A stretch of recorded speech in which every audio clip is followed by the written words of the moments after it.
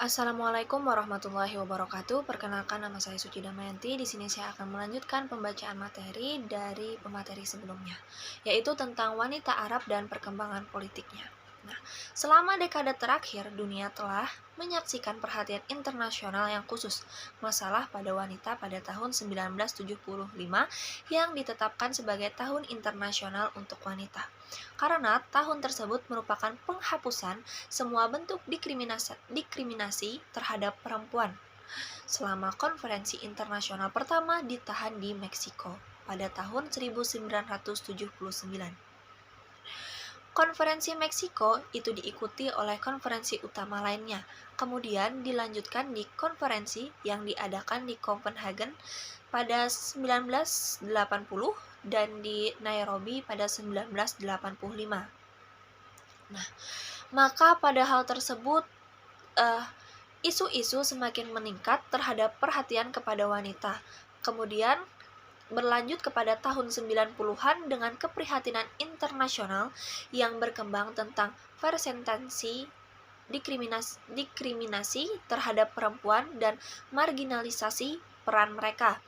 Nah, wilayah Arab itu terdiri dari 22 negara yang menjadikan anggota Liga Arab didefinisikan oleh serangkaian masalah yang kompleks yang termasuk di dalamnya itu konflik Arab-Israel. Akibatnya dari hal tersebut, kondisi dan tren ekonomi yang tidak stabil menjadikan keseimbangan sumber daya populasi dan stres lingkungan. Demokratisasi di kawasan Arab masih merupakan proses lambat yang menghadapi berbagai kemunduran terhadap ketidakstabilan dan kompleks regional, ekonomi, dan kurangnya kebebasan untuk terlibat dalam proses demokratisasi. Tetapi juga menunda upaya yang bertujuan untuk memperkenalkan perempuan sebagai perbendayaan dan partisipasi yang setara dalam pengambilan keputusan. Kemudian, pemberdayaan dan perkembangan wanita di dunia Arab. Pembangunan manusia, perbendayaan perempuan, gender, dan pembangunan konsep yang baru-baru ini muncul dan menyebabkan peningkatan kesadaran akan kebutuhan integrasi gender dalam pembangunan berkelanjutan di tingkat internasional. Konflik pemberdayaan perempuan tertanam dalam Perjanjian Hak Asasi Manusia, Konvensi Penghapusan Segala Bentuk Diskriminasi terhadap perempuan termasuk di Beijing, berfokus pada agenda yang jelas untuk perbendayaan perempuan dan hak wanita. Adapun konsep perbendayaan perempuan telah lama dipandang sebagai inti dari perlindungan hak-hak perempuan yang sangat penting untuk mencapai kemajuan dan pengembangan kebangsaan. Kemudian wanita Arab disetujui oleh pertemuan tingkat tinggi Menteri Arab di Yordania pada tahun 1996. Nah, dalam hal tersebut wanita dalam pendidikan, kesehatan, penciptaan lapangan kerja, dan hak politik yang lebih besar menjadikan wanita memberikan pengaruh yang besar terhadap hal tersebut dengan memajunya perkembangan kebijakan progresif yang diadopsi di tingkat nasional, terutama kepada negara-negara yang bercicirkan padat ekspor seperti Maroko dan Tunisia. Dalam negara tersebut menyadari pentingnya kebutuhan sosial untuk perubahan sosial melalui integritas perempuan dalam lapangan kerja. Nah, kebijakan konkret untuk mendorong perempuan berpartisipasi dalam kehidupan publik melalui Undang-Undang Ketenagakerjaan baru yang mengizinkan perempuan bisa mendapatkan cuti saat hamil, serta tunjangan penitipan anak, pengalaman hak pilih wanita. Selain hal tersebut, sebagian besar orang Arab membentuk berbagai bentuk kementerian dan lembaga nasional untuk perempuan dengan tujuan mencapai kesetaraan gender. Pergerakan kesetaraan gender tersebut di dunia Arab tidak terdokumentasi dengan baik. Akibatnya, pada pertengahan 1980-an, baik wacana maupun intervensi oleh Arab negara-negara itu telah mengubah strategi mereka untuk pembangunan perempuan setelah menyadari fakta akan perubahan hal tersebut dengan pengaruhnya perempuan dalam hal lapangan kerja memberikan dampak yang sangat besar. Nah, maka partisipasi perempuan dalam politik pun pengambilan keputusan merupakan salah satu yang sentral dalam bidang fokus penting dari platform aksi Beijing pada tahun 1995 ditegaskan kembali pada tahun 2000 oleh Millennium Development Goals dalam deklarasi Tunis dari KTT Arab yang diadakan pada Mei 2004. Negara Arab untuk kali pertama pada pemimpin dalam KTT menyatakan komitmen mereka untuk meningkatkan partisipasi perempuan di bidang politik, ekonomi, sosial, dan pendidikan, serta memperkuat hak dan status mereka dalam masyarakat. Kemudian terjadilah deklarasi Millennium dan tujuan pembangunan Millennium atau MDGs untuk mengidentifikasikan kesetaraan gender dan pemberdayaan perempuan sebagai pusat lintas sektor yang penting dalam MDGs. Negara-negara Arab itu telah mencapai kemajuan dalam status wanita. Sejak Beijing Konferensi, meskipun variasi di area yang berbeda, adil itu penting. Representasi perempuan terjadi di semua tingkat politik dan kepemimpinan, termasuk cabang eksekutif dan parlemen, untuk memberikan perempuan kesetaraan suara dalam membentuk kebijakan yang mempengaruhi kehidupan dan pilihan mereka.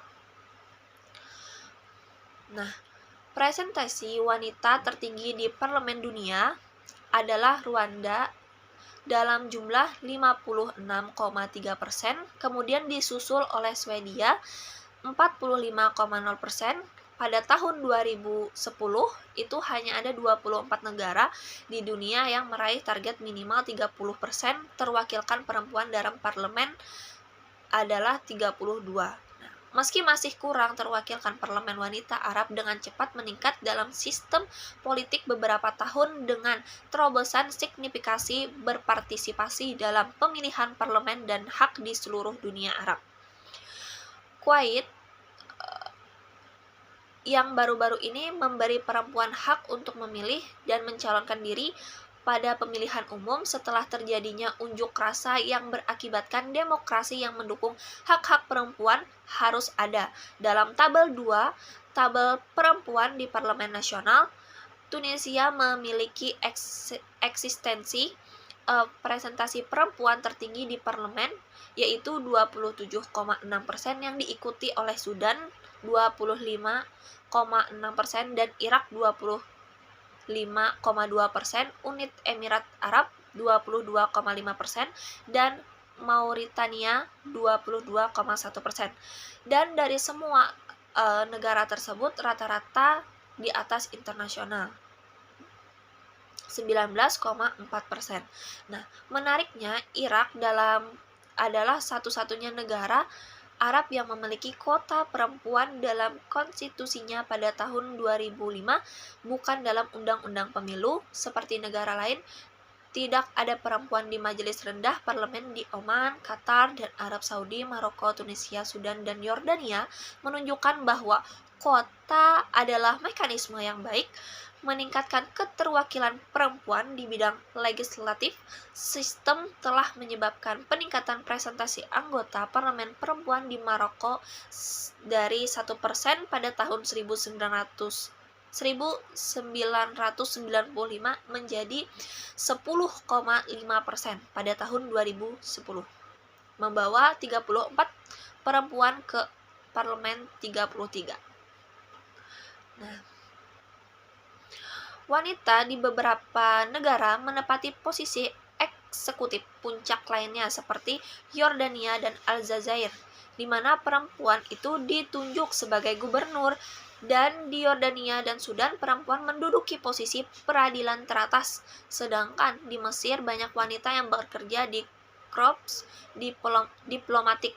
Adapun untuk posisi kepala negara diikuti 3 calon perempuan pemilihan presiden di Aljazair, Mauritania, dan Lebanon, tetapi tidak berhasil. Karena kebanyakan budaya Arab itu masih bercirikan budaya yang mendominasi laki-laki dan patriarki di alam dan didorong oleh adat istiadat dan tradisi suku yang sebagian besar tidak bersahabat dan enggan keterlibatan perempuan dalam politik. Maka ruang pribadi perempuan itu berfokus pada tanggung jawab perempuan untuk keluarga di rumah tangga, sedangkan ruang publik itu hanyalah untuk laki-laki. Karena itulah wanita itu tidak diperbolehkan bekerja di ruang publik pada umumnya dan dalam kehidupan politik secara khusus. Pada tahun 2001, tidak seperti masalah perempuan di negara industri yang berkaitan dengan kaca dalam mobilitas profesional, wanita Arab menderita tembok tebal yang menghalangi mereka berpindah dari ranah privat menuju ke ranah publik. Maka AWO tahun 2006 melaporkan bahwa semua proyek perempuan itu dikarenakan wanita, organisasi dan LSM wanita bereaksi untuk mengatasi kesenjangan ini, untuk meningkatkan tindakan dan menghadapi kendala budaya dan hukum yang menghalangi partisipasi perempuan dalam politik dan pengambilan keputusan. Nah, kekurangan dalam kerangka hukum dan kelembagaan untuk menerapkan kebijakan, meskipun ada amandemen positif terhadap undang-undang di berbagai negara Arab, diskriminasi hukum masih menjadi kendala yang signifikan bagi kemajuan perempuan.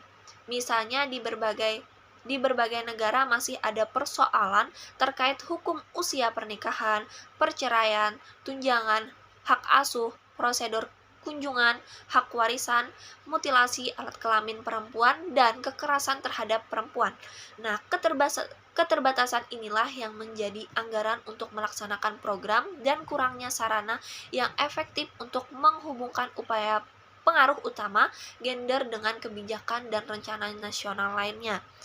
Agenda kemajuan wanita membutuhkan investasi sumber daya jangka panjang dan kemitraan lintas sektor yang berkelanjutan. Oleh karena itu, keterwakilan perempuan dalam politik di kawasan Arab masih sangat rendah. Mungkin sekian yang bisa saya sampaikan.